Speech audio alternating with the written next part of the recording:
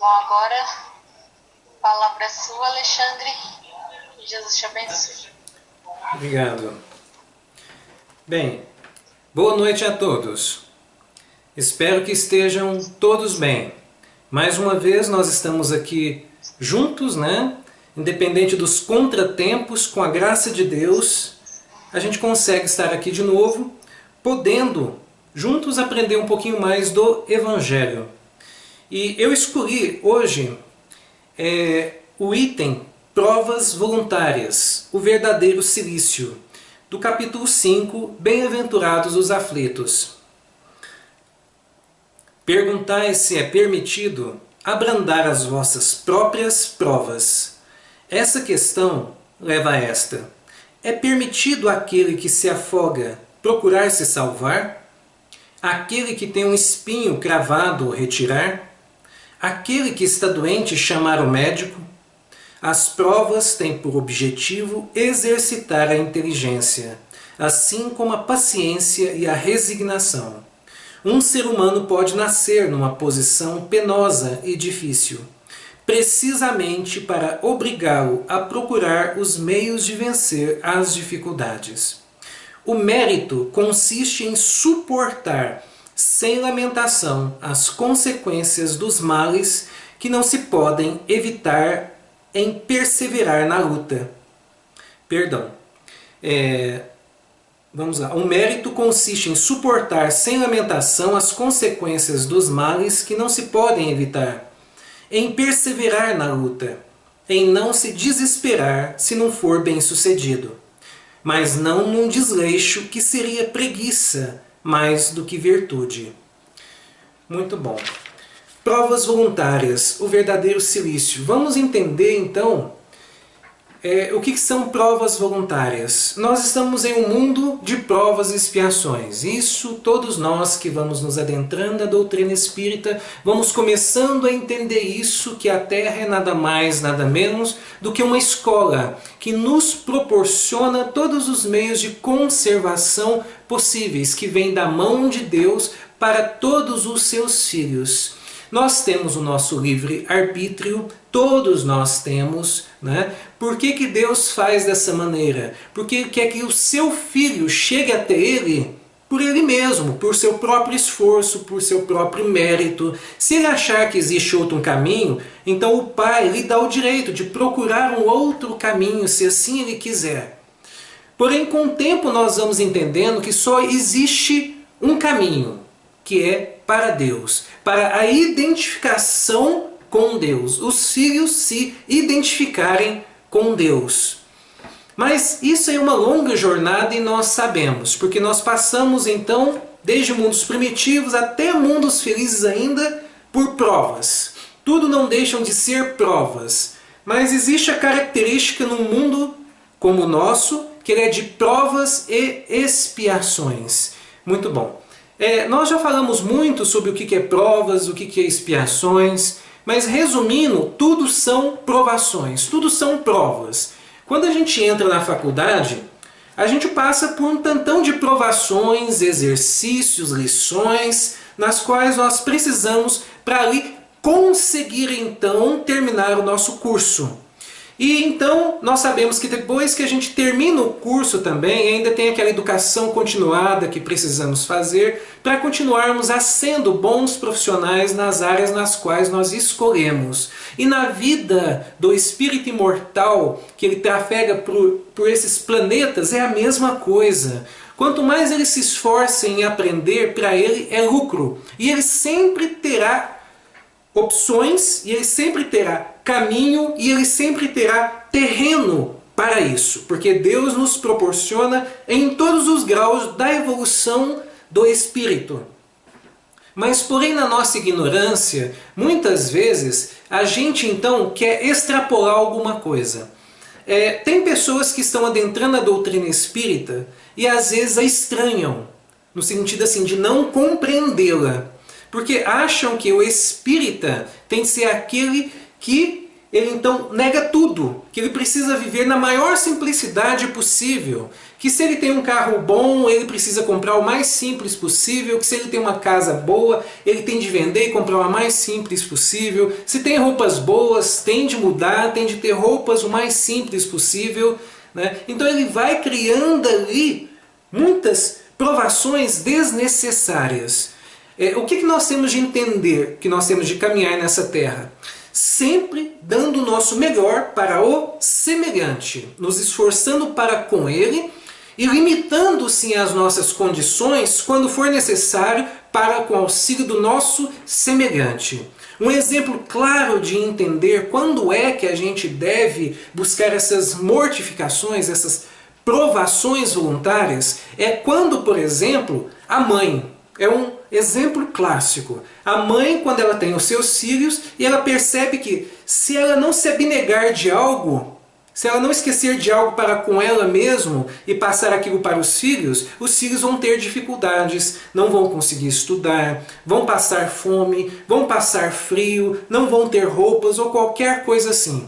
Então essa mãe se esforça ao limite, muitas vezes tirando dela mesma e então passando para os seus filhos. Mas isso porque é necessário. Mas a partir do momento que nós temos condições sim de ter condições melhores de sobrevivência, nós devemos sim viver com os homens do nosso tempo, conforme a nossa classificação social, mas não fazendo o supérfluo. Porque muitos de nós às vezes confundem as coisas, né? Que devemos viver bem, mas muitos vivem bem no supérfluo. E nós devemos viver com a posse do necessário, mas essa posse do necessário, ela é diferente para todas as classes sociais, não é a mesma. Por exemplo, um médico ele não pode viver como um faxineiro. Por quê? Porque ele precisa atender a classe na qual ele está. Mas mesmo na classe na qual ele está, tem como ele fazer isso sem exageros. Ele pode ter lá a posse do necessário, que de certa forma ele terá algumas posses a mais do que um faxineiro, mas também chega um momento que já é o quê? Supérfluo. E isso é preciso bom senso. E nós só vamos conseguindo esse bom senso depois de várias reviravoltas nessa terra, depois de vários altos e baixos. Mas então, para ajudar nesse quesito, eu fui lá no Livro dos Espíritos, no capítulo que vem nos falar justamente da lei de conservação. Então o que vem nos dizer assim, ó, necessário e supérfluo. Como pode o ser humano conhecer o limite do necessário? O sábio o conhece por intuição. Muitos o conhecem por experiência e às suas custas. A natureza não traçou o limite das nossas necessidades em nossa organização? Sim, mas o ser humano é insaciável. A natureza traçou o limite de suas necessidades em sua organização, mas os vícios alteraram sua constituição, e ele criou para si necessidades que não são reais. Tem só mais um detalhe aqui que eu gostaria de comentar sobre o bem-estar, que ele é necessário para todos nós. Nós devemos sim ter o nosso bem-estar e buscá-lo, porque nós temos esse direito. Não é só sofrimentos. Nós temos de, perante as nossas provações, aprender a ter paciência, resignação, perseverança, elevar a nossa fé no auxílio ao nosso semelhante e, principalmente, esperança. Esperança de que sempre podemos estar melhor do que estamos agora, mesmo materialmente falando, e por que não? Desde que nós saibamos o limite do necessário e do supérfluo. Porque como nós estamos nessa terra, nós ainda somos tão imperfeitos, nós temos as nossas paixões, o que é mais natural. O que é errado é deixar com que essas paixões saiam desenfreadamente. É fácil observar quando um cavalo, então, ele sai correndo que nem louco, ele não tem controle. Então ali nós podemos dizer que é uma paixão desenfreada. É a mesma coisa se nós observarmos muitas pessoas na nossa terra. Muitas com esses detalhes de provações. Parece que elas querem sofrer mais do que os outros. Elas querem buscar ao extremo sofrimentos para a sua vida. São as mortificações. Já tem outras que também querem, de alguma maneira, passar por provações, mas aquelas que excedem o limite do necessário. Então elas, de alguma maneira, saem desenfreadamente, passando do limite de suas paixões, abusando da sensualidade, dos bens materiais, abusando do outro, explorando o outro, do seu orgulho, da sua vaidade e do seu egoísmo. Então tudo é preciso limite, sobriedade, lucidez e seriedade. E, completando, a gente aprendeu lá com Emmanuel, quando ele chega para Chico Xavier, disciplina. Nós precisamos ir nos disciplinando se nós queremos realmente ser felizes. Porque é possível sim nós sermos felizes nessa terra, mesmo com todas as provações e expiações.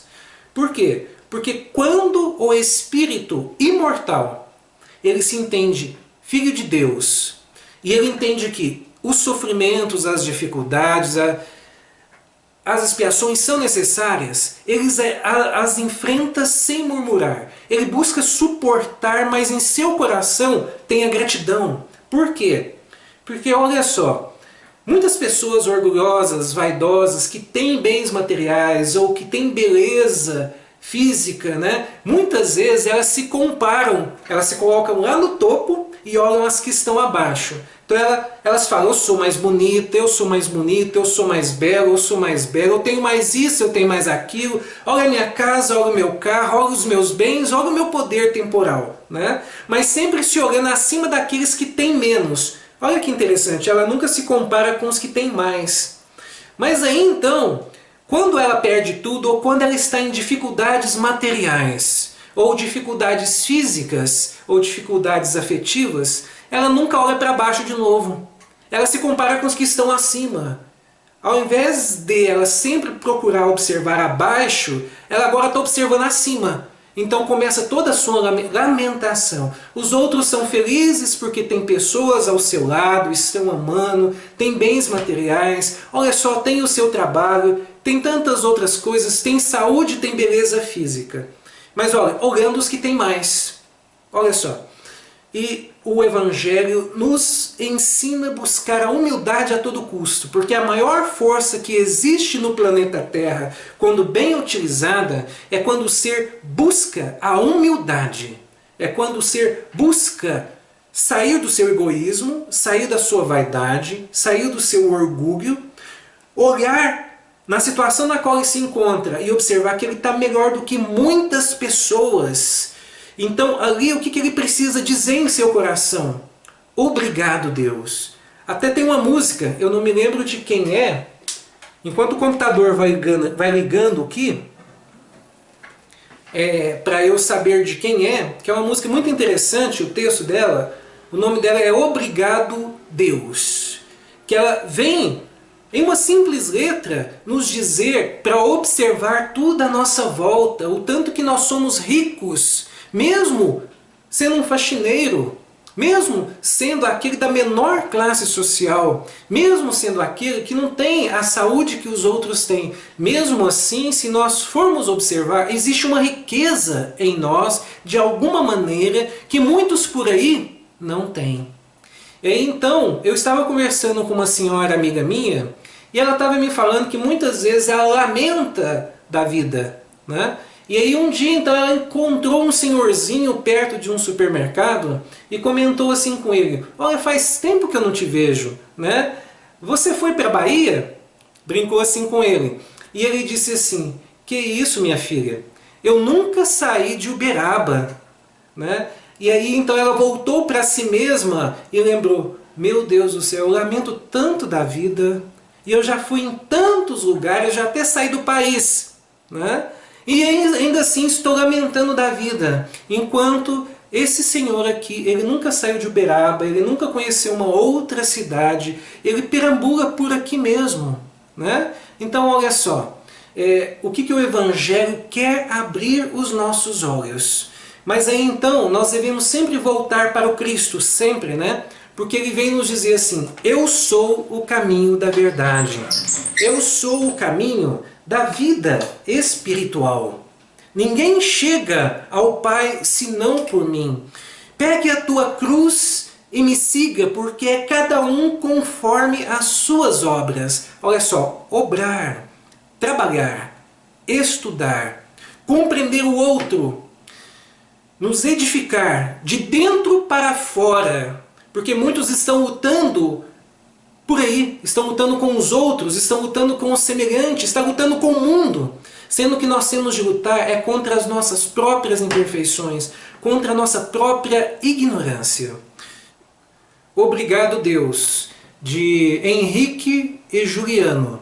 Então é a minha sugestão para vocês aí ouvirem ela, para que nós possamos nos conscientizar da beleza e da riqueza que nós temos como espíritos imortais nessa terra, Filho de Deus, tendo oportunidades grandiosas de caminhar uns para com os outros e com isso buscar superar todas as nossas dificuldades, tal qual o Evangelho nos ensina, que o bom espírita ou o bom cristão é todo aquele que busca a sua transformação moral. E a cada dia, com o seu semelhante, com a sua família, com os seus adversários, com os seus inimigos, com o seu trabalho, consigo mesmo, busca de alguma maneira ir se transformando moralmente, dominando as suas más inclinações. É isso que o Evangelho vem nos pedir para que nós consigamos evitar aquela loucura que leva muitas pessoas a desgostarem da vida, a desgostarem do mundo, a desgostarem das oportunidades que nós temos aqui nessa terra de poder aprender e de poder vivenciar tudo o que nós vivenciamos e conseguir olhar além do que olhamos e sair dessa ideia de materialismo e saber e crer e entender que nós temos a vida inteira pela frente, mas não é essa vida material de 30, 70, 100 anos que até alguns chegam, mas nós temos o quê? A vida toda pela frente do espírito imortal, que é infinito. E então a gente vai começando a trabalhar a longo prazo. Nós vamos observando que cada vida vai dando para outra partida com o seu quinhão ali, com os seus próprios aprendizados. E para poder finalizar esse estudo, eu separei aqui do livro Palavras de Vida Eterna um texto que vem nos dizer: nos problemas da posse, porque nada trouxemos para este mundo, e manifesto é que nada podemos levar dele. Né? Então vamos entender, nós não trouxemos nada material para este mundo, e nada material podemos levar dele, mas nós podemos levar as nossas experiências, podemos levar os nossos aprendizados, podemos levar também toda aquela amizade, afeto, empatia que nós criamos e que nós tivemos uns para com os outros. Então nós vamos conseguindo ter mais paciência, mais resignação, porque aí nós vamos observando que a cada reencarnação nós estamos menos coléricos e nós estamos nos aproximando mais dos espíritos bons e nos afastando dessa categoria de espíritos imperfeitos. Não encarceres o próprio espírito no apego aos patrimônios transitórios do plano material, que muitas vezes não passam de sombra coagulada em torno do coração. Observa o infortúnio de quantos se agrilhoam à paixão da posse nos territórios do sentimento. Muitos não se contentaram com a própria ruína, convertendo os semelhantes em vítimas dos desvários a que se confiaram. Insanos. Suponham-se donos das criaturas que amavam, e ante os primeiros sinais de emancipação a que se mostraram dispostas, não vacilaram em abatê-las sob golpe homicida. Julgavam-se proprietários absolutos de bens passageiros e transformaram as lágrimas dos órfãos e das viúvas em cadeias da fome e vínculos da morte. Presumiam-se mandantes exclusivos da autoridade e fortaleceram o império da violência. Todos eles, porém, dominados pelo orgulho, despertarão desorientados e infelizes, nas trevas que amontoaram em si mesmos, com imenso trabalho a fazer para a própria libertação. Usa as possibilidades da vida, sem a presunção de te assenhoreares daquilo que Deus te empresta, nessa ou naquela vantagem efêmera que te felicite o caminho entre os seres humanos. Recorda com o apóstolo Paulo que os espíritos reencarnados não trazem consigo quaisquer propriedades materiais para este mundo, e manifesto é que nenhuma delas poderão levar dele. E com isso o ser humano ele é o maior predador da face da Terra. É o animal que mais prejudica o seu semelhante. E, consequentemente, ele não prejudica só o seu semelhante. Ele prejudica todo o planeta. Ele arrasa com todo o planeta. Mas com o tempo ele vai reconhecendo o seu erro. Com o tempo ele vai observando a sua volta. E ele vai então vivenciando, reencarnando, aprendendo com seus próprios erros, corrigindo os seus próprios erros, porque somos devedores uns dos outros. Mas com o tempo nós vamos nos unindo para poder nos restituir. Vamos herdando de nós mesmos, vamos tendo mais coragem e vamos agradecendo mais a Deus por tudo que Ele nos dá, por tudo que Ele nos felicita e por tudo que Ele nos empresta. Essa é a minha mensagem. Espero que eu tenha conseguido passar um pouquinho desse item, né, que são provas voluntárias, o verdadeiro silício. E eu gostaria de deixar aqui um abraço a todos.